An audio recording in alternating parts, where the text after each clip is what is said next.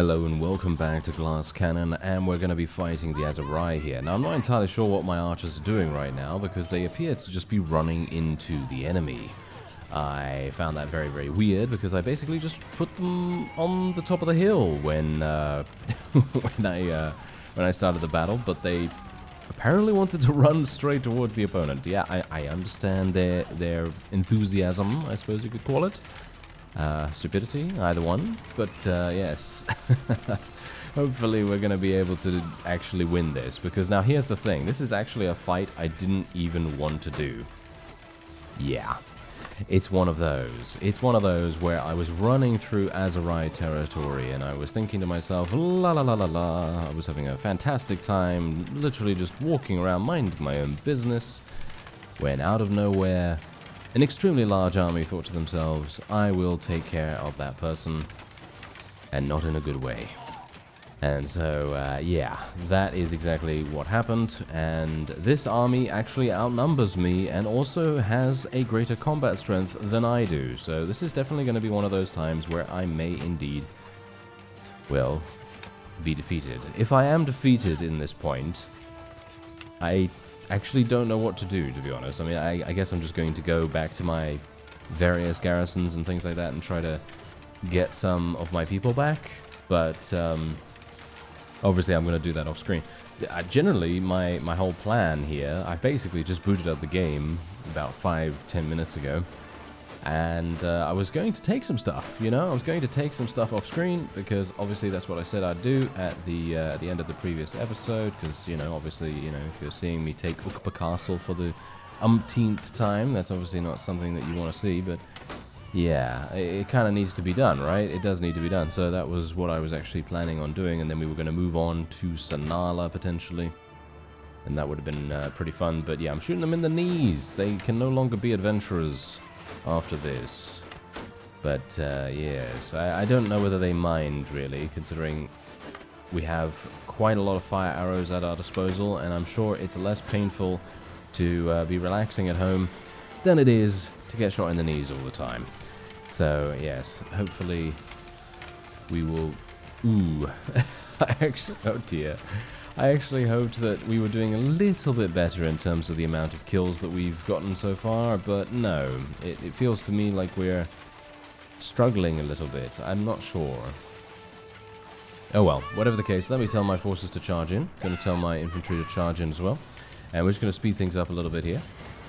And I'm just going to make sure that I don't get carried away, or don't allow my own forces to get carried away, because what we want to do is, while we do want to make them charge into the enemy, we really do not want them to be in a situation where they're going to get picked off all the time and then have many, many more casualties than we otherwise would have gotten.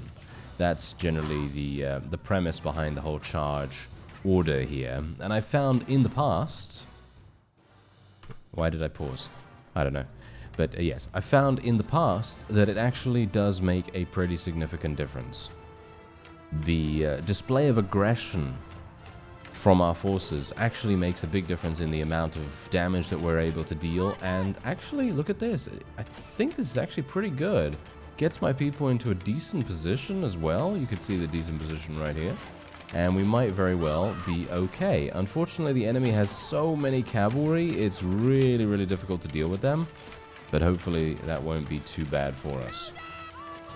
Just going to move my infantry up here as well. Need to make sure that they are within range. I really do not want to get shot if at all possible.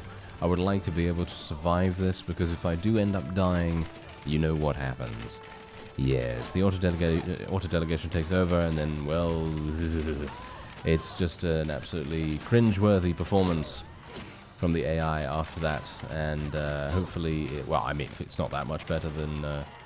well, should we say not that much worse than what I do normally, but it would be preferable to not have that happen right away. Anyway, we're going to tell my forces to charge in now, because the enemy is right on top of us, and we do need to make sure that my forces are adaptable enough. I'm not sure why I'm getting these frame rate spikes. Do you see those? You know, I get like a game freeze every minute or so. I think that might be when the enemy's reinforcements come in.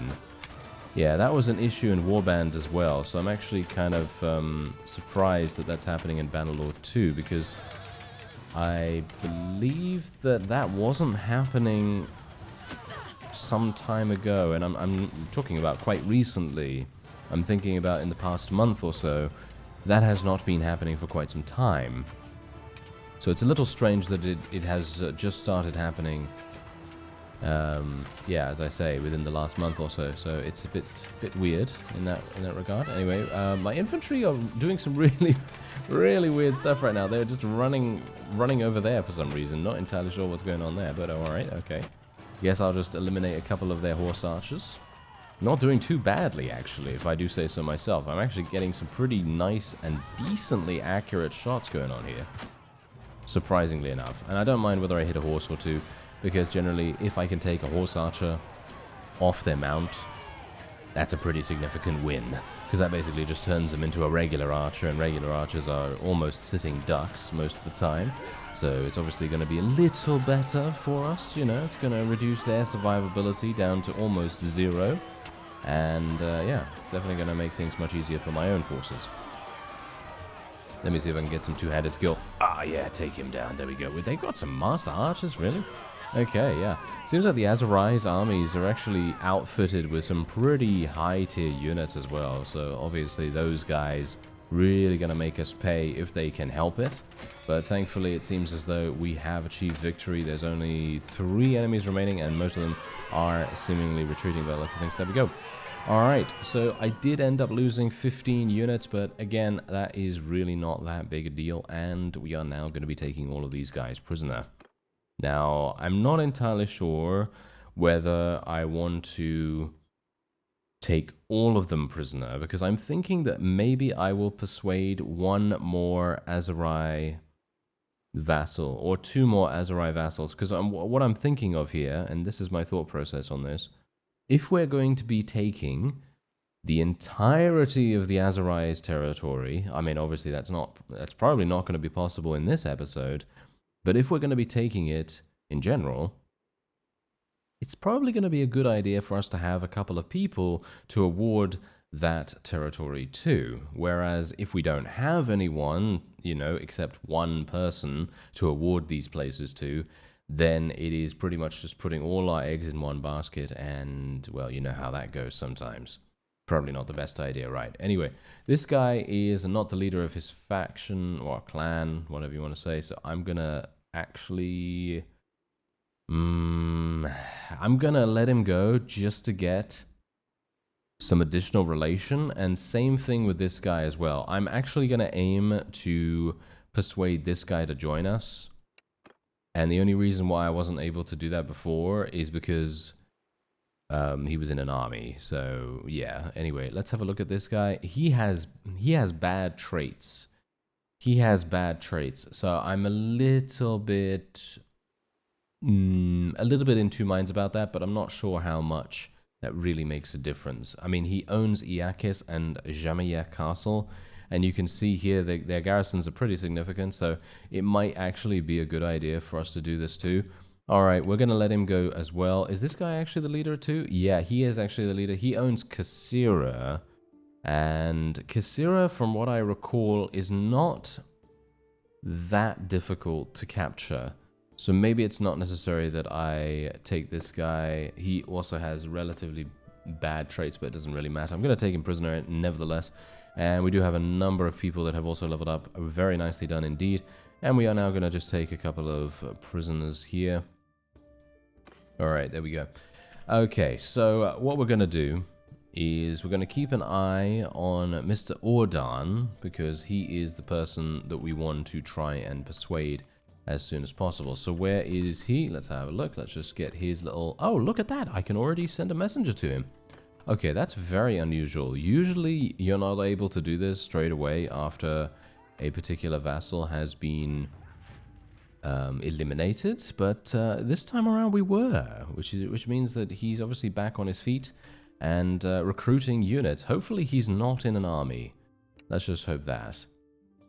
No, he's not in an army. Okay, fantastic. So let's get him to join us, and that will be the 1 of 2 vassals that we will attempt to persuade to join us. And he owns literally just 1 fief. So it's not even, to be honest, it's not even worth it for me to get this guy to join us. But I kind of feel like, hey, you know what? Maybe it's okay. You know, maybe it's okay for us to do this. All right, so I'm also going to overpay him a massive amount. I'm going to pay him 40... No, I'm obviously joking. I'm going to pay him 400,000. Yes, 400,000. And there we go. He has now joined us. Okay, so now that is looking pretty good. Obviously, Ukba Castle was something that I was just about to take, so it's pretty nice that we were able to, shall we say, take a small shortcut there. And what I would also like to do now is I'd like to try and persuade another one, because obviously we just defeated that large army, and I believe if I can maybe try to persuade another one, we might be in a pretty decent position. And we're at war against the Northern Empire, right? Aren't we? There's Adram. He owns, what does he own again? Razich and Medini Castle. That's way too far away. But he has really good trades. What a pain. This guy owns, I think, Habyar and Sahel Castle. He could be really good, but I think he's going to be super expensive. Let's try to get him. I think it's going to be way too much, but I will try. And we are at war against the Southern Empire, not the Northern Empire, because I was actually hoping that we'd be able to persuade one more empire vassal, because we have 2, and I'm aiming for 3 maximum of every single culture, because then we can actually spread the wealth around a little bit more evenly instead of Mr. Faron or Mr. Penton basically getting every single fief. That's the hope at the very least. Anyway, let's have a look here. Ah, he's in an army. Of course he is. You absolute imbecile. Ah, well, never mind. I mean, generally, it is within his right to, of course, be in an army, but it would have been nice for us to be able to speak to him. But, oh well, never mind. Can't do much about that, right? Anyway, I think I'm gonna try if I can. Not sure if it's gonna be possible. But I would like to be able to... Wow, okay, there are no units here. Okay, that's actually interesting. Anyway, I would like to be able to take Sanala. Oh, hello there.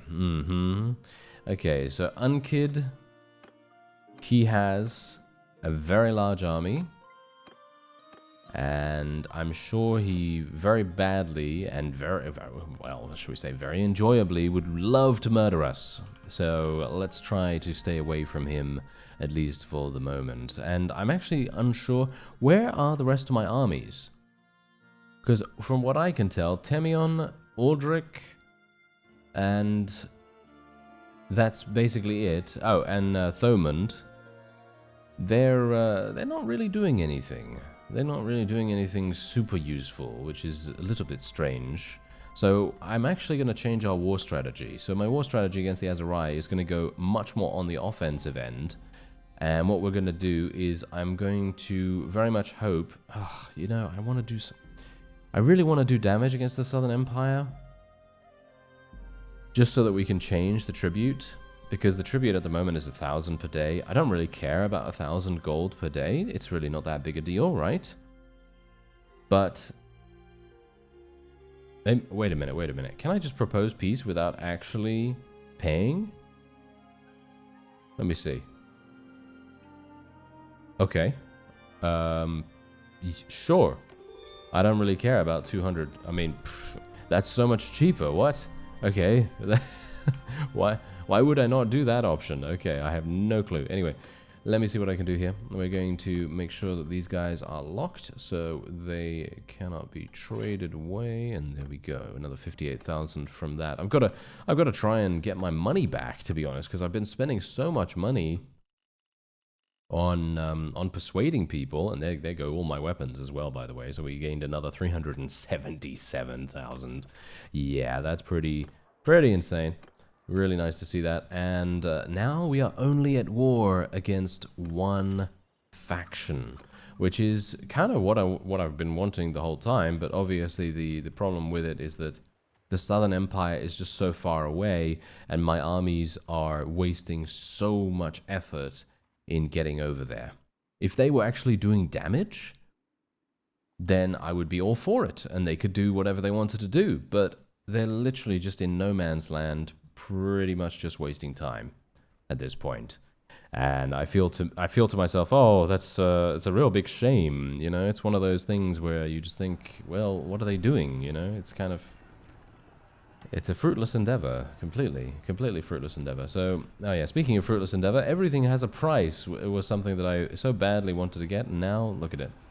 Absolutely useless. Oh well, never mind. Anyway, let me see what I can do here. I would like... I don't think I'm going to be able to do anything here. This is the problem. I'm going to try the trebuchet route,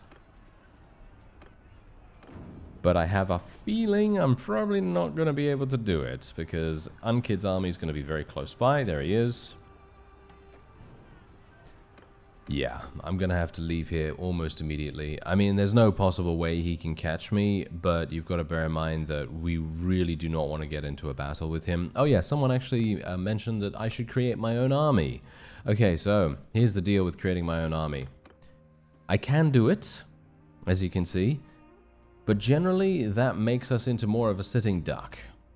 You see, that is the only reason why I do not really like doing it that much. Most of my people do have some pretty significant bear units in their armies, though. So maybe we do want to do it, and we'll just see what happens. Okay, you know what? Let's get all these guys. This is going to be a very, very strong army, and hopefully we're going to be able to deal with this. I'm a little bit worried about my food situation, actually. So what I'm gonna do is I'm gonna go over here. Oh yeah, we were pregnant, by the way, this whole time. Yes, so we've now given birth to something. Or I'm not entirely sure what, but yes, we have. And oh, declaring war on the Vlandians. Derthert of the Vlandians is vile and dangerous. We must deal with him before it is too late. Okay, I have no idea why they think that this is a good idea. They have one castle. I suppose we will say yes to that, because, well, I mean, why wouldn't we? It's not really gonna do too much, I suppose. Either way, I mean, I don't think it's really gonna do too much in general. They're going to probably waste their time, most of it, and just not really do much to them. Anyway, let me see what I can do here. I'm going to get some more fish, grain. I have way too much of it. Going to trade some of it back to the town, and then we're just going to get some other assorted things. Actually, let me just get some more grain. It seems like I need it to bulk out the amount of food that I have in my army at the moment. Just want to make sure that when I receive the remaining vassals to join me, that I have enough food for them as well. Oh, my leadership. Oh yes, my leadership is going to level up. Very nice. And Unkid is attempting to take Ukba Castle. Obviously, this is actually not good for him. He should run now. He doesn't want to run? Are you serious? Okay, fine. I was really hoping that he would actually just run away, because I don't want to fight him. I would much prefer to be taking things, you know, besieging and so on and so forth. But I suppose if we are able to eliminate him and indeed achieve victory here, I could either speak to Ialus or Tyus, and then we might be able to persuade them to join us. So I guess there is a small upside to being able to do this fight. Alright, so 100% they're over there, right? They're going to be over there. Oh, we've got the low ground. It's actually not too bad. As you know, I kind of prefer the low ground. Some people say that they're perplexed by my favoritism for the low ground, but I don't know. I've just seen it work very, very nicely, and maybe I'm just stupid. I don't know. Yeah, it could be. It could be that. I mean, one does usually not know that they are stupid, so, you know, it's one of those things. I might be, who knows. Anyway, let me see if I can maybe move my forces into a decent position here. Bear in mind, I do have more infantry this time around, because obviously I do have other units, other vassals units to command at the same time here. And I just kind of want to get to the top of this hill here. Generally, I don't have to do this. And I feel like it might actually make less sense to do this than it would to just wait for the opponent to come to us. But then I think to myself, well, what if we actually do completely eliminate and destroy the enemy's first wave? Well, then it's just going to take a lot longer for us to get to the opponent. So that was my main thinking on that. I don't know whether that's correct, but, well, I don't know whether it matters. Anyway, let me see if I can... Oh, no, no, no. I'm dying. I am dying. Okay, this is bad. This is bad. Can I do some damage, though? That's the thing. Nice. Can I do more? Oh no, I can't, because apparently I just shot that guy in the back. Oh no. One of my own forces. Oh dear. Well, I killed 2 enemies, so I suppose that's decent? Isn't that good enough? I mean, I basically redeemed myself by killing 2 enemies for the price of 1 friendly. That was just you know, that's basically just quintessential me. You know, that is one of those times where everyone just goes, ah, yes, that's performance for you. Ah, yes, the friendly fire. Yes, the friendly fire. What is actually going on with my forces right here? Because from my reckoning, they're doing some really weird pathing. I don't know whether you've seen that. But my units are doing this thing where they're walking along the environment, but they're doing it in a straight line. And it makes me question why they're doing that, really. It makes me question my sanity, basically, because they're literally running into a hail of arrows, and they're doing it single file. I suppose they're orderly about it, you know, that's good, I guess. But yeah, generally I don't want them to go single file. I would very much like them to just continue moving as they are right now. But yeah, some of the time they obviously, for some reason their pathing is a little bit strange. Anyway, the enemy has regrouped, thankfully. So now we will hopefully be able to finish off many of them. We've already eliminated quite a lot, but they've also eliminated a lot of us at the same time, which is obviously not great. Can I do some damage, please? Okay, yeah. Oh, there we go, nice, not too bad. If we can just eliminate some... Yeah, I was gonna say, if we could just eliminate some of their cavalry, then we won't have such a difficult time of things. You know what, I might actually have to retreat.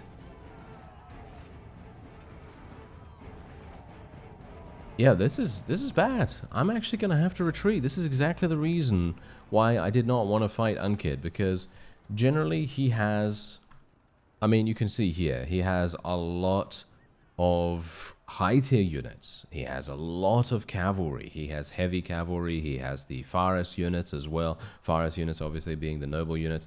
And generally he's just going to be very difficult to dislodge because of that, you know, because he has so many of those. And it definitely showed in that display of strength there. He was very easily capable of repelling our attack, which is so incredibly infuriating that I am going to launch an attack against Sonala right now while he has no ability to defend it.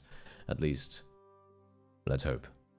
Anyway, let me see what I can do here. 20% less influence, don't care about that. I'm going to go for Uplifting Spirit, I guess. And wait a minute. Why is... Okay. That actually has to be some of the funniest coincidental sightings that I've ever seen. Because if you recall, a couple of minutes ago, my faction, Barebones Topia, decided that it would be a good idea to declare war against the Vlandians because, quote-unquote, Derthert is an evil and vile individual, or whatever they said about him. They basically said that he's a bad person, and we wanted to take him down as a result.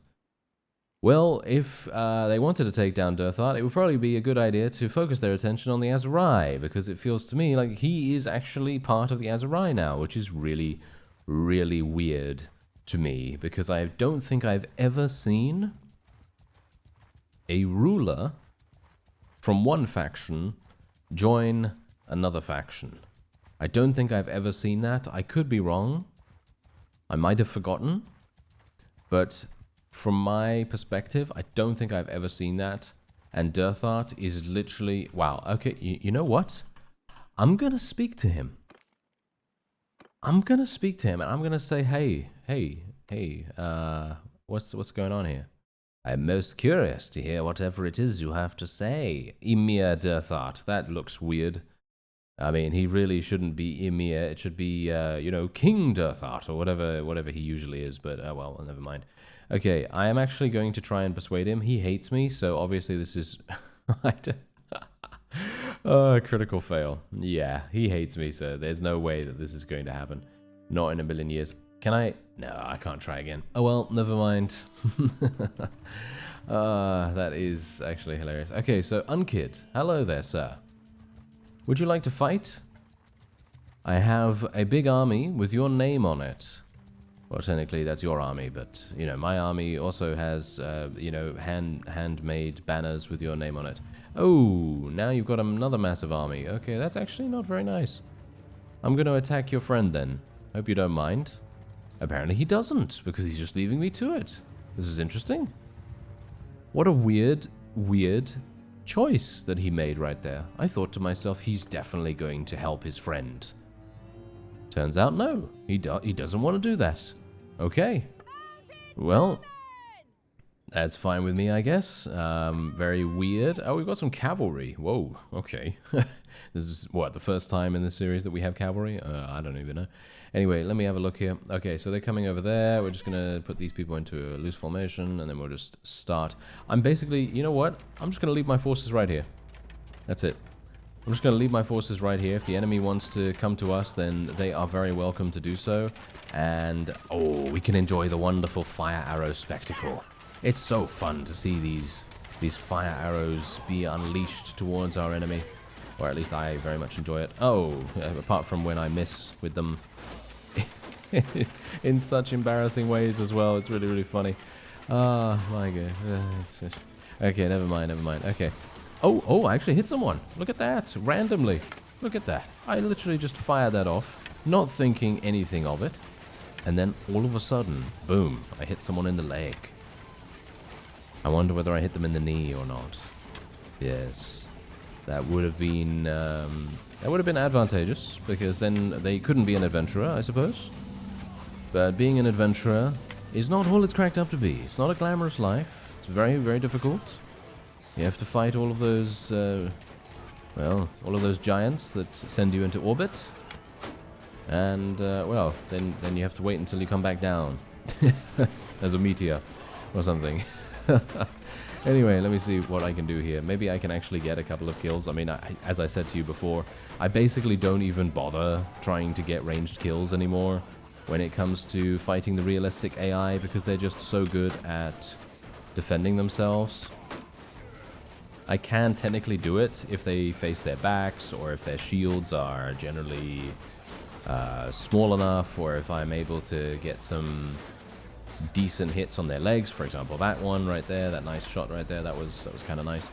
But most of the time, I kind of don't bother with it anymore. You know, I used to be able to kind of consider myself a decent shot and so on and so forth, but obviously with the realistic battle AI, you need to be either extremely patient, which generally for a series I don't think is really that conducive. I mean, I don't know.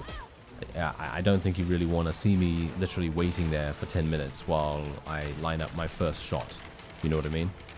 It's one of those situations. It's like the same thing with the AI when they decide to stand at the back of the battlefield in some warband mods, and indeed in some Bannerlord situations as well. And then you think, well, why are you standing there? Why don't you come and fight me? You know, that's the whole point of the game. It's a single-player experience. You know what I mean? But yeah, that's the point. I have the patience to be able to wait, but the point is, it's not entertaining. You know, it's not entertaining at all. So what is entertaining though is all of these flaming arrows going towards our target. Absolutely love it. Yes, can I... Oh, wait a minute. Okay, wait a minute. Okay, we're getting some problems here. Oh, RTS camera.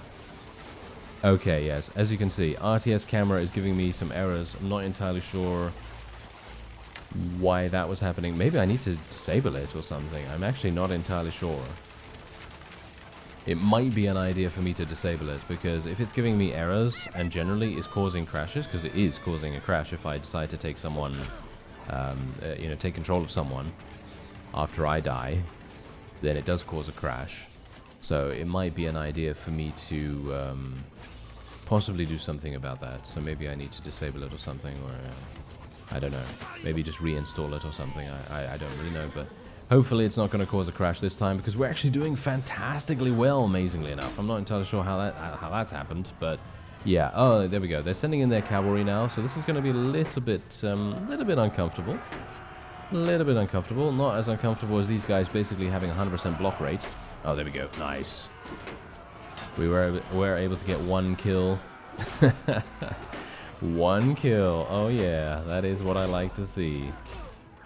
Ah, there we go. That's a little better. Very nice. I mean, don't get me wrong. I really do like the realistic battle AI mod, because it does make the AI much more difficult to deal with. But in some of the cases, it makes it just too good. And as a result, you don't really have the ability to earn skill points in your chosen combat skill, for example, two-handed for me. And you're going to have to be very, very lucky, because you can see here, I've just about reached 300 in two-handed. And while I have been in a lot of battles, and I do have increased experience as well, by the way, then yeah, I can't imagine how long it would take you to get to this point without that. With just the base game, it's going to be pretty difficult in my opinion. But you know, if you have the time to spend, then obviously that's absolutely fantastic and great.